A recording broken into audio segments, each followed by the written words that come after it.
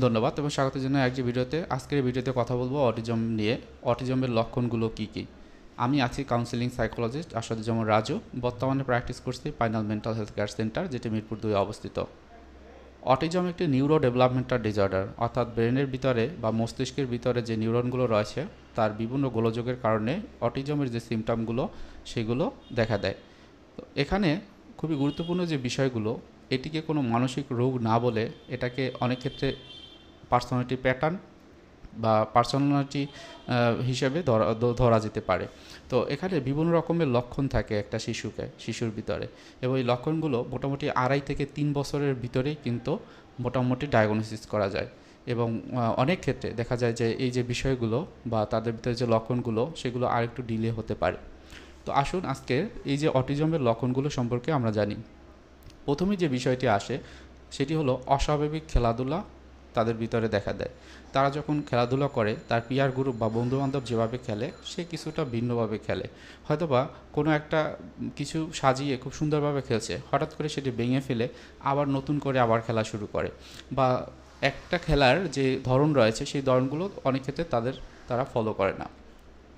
এরপর যেটি আসে, অন্যদের সাথে মিশতে চায় না। খেলাধুলা করার ক্ষেত্রে দেখা যায় সে একা একা খেলতে পছন্দ করে, বা যখন অন্য কেউ খেলতে চায় তাদের সাথে একটা বৈরী আচরণ তারা কিন্তু তৈরি করতে পারে। এরপর যেটি আসে অস্থিরতা, তাদের ভিতরে অনেক বেশি অস্থিরতা বা আমরা যেটাকে বলি অ্যাংজাইটি, সেই জিনিসটা কিন্তু তাদের ক্ষেত্রে থাকে।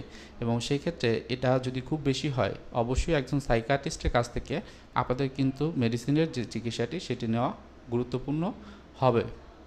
তারপর অকারণে বেশি হাসে অথবা মুড অফ থাকে, এটা খুব বেশি দেখা যায় যাদের ভিতরে অটিজম থাকে।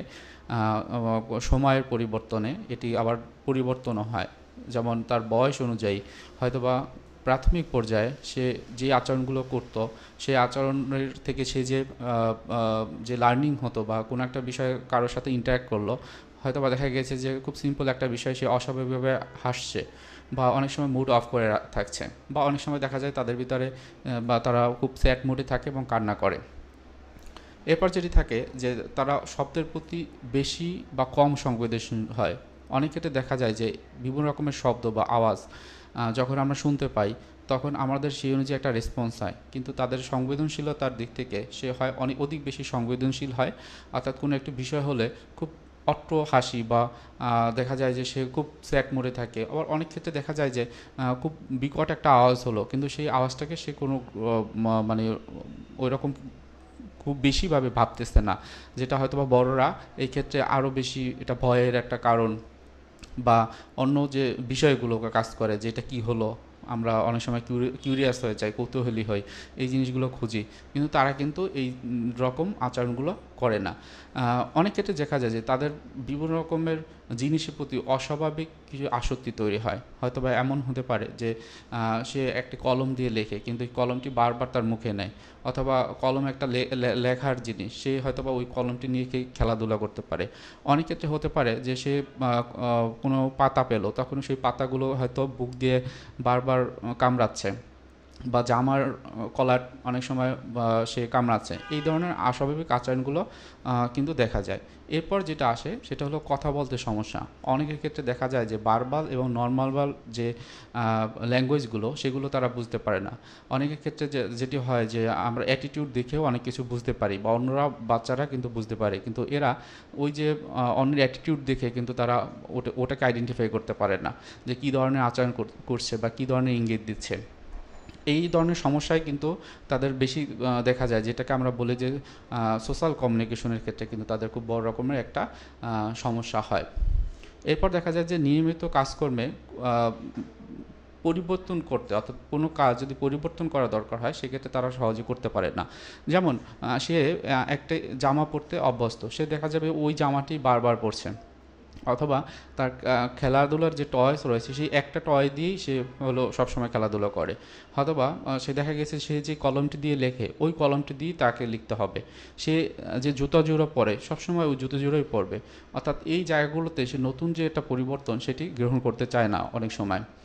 এরপর যেটি আসে, বিপদ বুঝতে পারে না। অর্থাৎ আমরা জানি যে আমরা যদি রাস্তায় চলাফেরা করি সেক্ষেত্রে আমাদের কিছু নিজেদেরকে একটু সেফে থাকতে হয়, কিন্তু ওই জায়গাটাতে তারা কিন্তু এই জিনিসটা বুঝে না।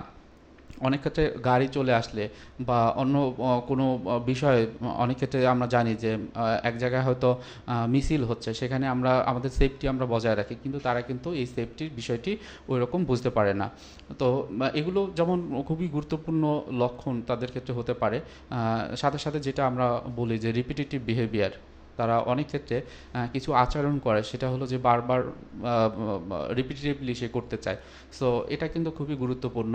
আমরা যখন অটিজমটিকে আমরা আইডেন্টিফাই করার চেষ্টা করি, অনেক ক্ষেত্রে দেখা যায় যে অনেকের ওসিডির যে সিমটমগুলো, সেই ওসিডির সিমটমগুলোর অনেকটাই কিন্তু এখানে থাকে। ইন্টারেস্টিংলি এই যে অটিজমকে একটা সময় কিন্তু আমরা যে সিজোফিনিয়া বলি, সিজোফিনিয়ার একটা অংশ হিসেবেই ধরা হতো, কিন্তু পরবর্তীতে দেখা গেছে যে এটা একটা নিউরো ডেভেলপমেন্টাল ডিসঅর্ডার, যেটি বাচ্চাদের ক্ষেত্রে হয়ে থাকে। সুতরাং এর ট্রিটমেন্টের যে বিষয়টি, এর সহজ ট্রিটমেন্ট রয়েছে। হয়তোবা অনেক বেশি কিছু ইনিশিয়েটিভ নিতে হয় বাবা মায়ের পক্ষ থেকে। অনেক ক্ষেত্রে আমরা দেখি যে তাদের বিভিন্ন রকমের অ্যাংজাইটি বা উদ্বিগ্নতা থাকে এই বাচ্চাটিকে নিয়ে, যেটি তাদের অন্যান্য যে সেক্টরগুলো, সামাজিক সেক্টর বা নিজের সাইকোলজিক্যাল সেক্টরের কিন্তু খুব বড় রকমের একটা আঘাত তৈরি করে।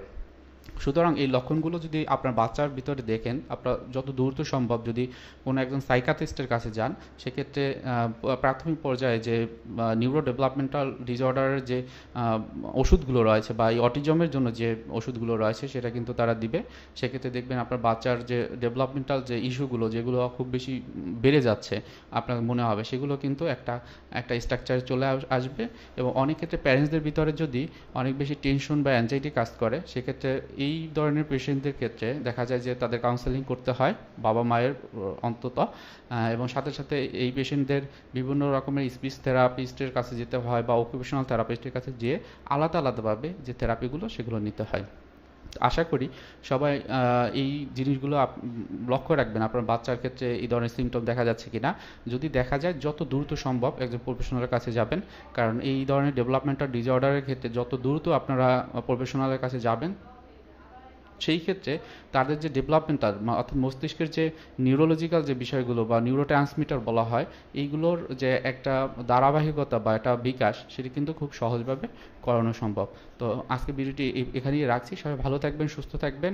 কারো যদি ভালো লাগে আমার এই চ্যানেলটি সাবস্ক্রাইব করে রাখবেন। কোনো কাউন্সেলিং বা সাইকোথেরাপি বা সাইকোলজিক্যাল যে কোনো বিষয় সম্পর্কে আপনাদের যদি কোনো কিছু জানার থাকে, তাহলে এই ভিডিওর নিচে কমেন্টের মাধ্যমে জানাবেন। ধন্যবাদ।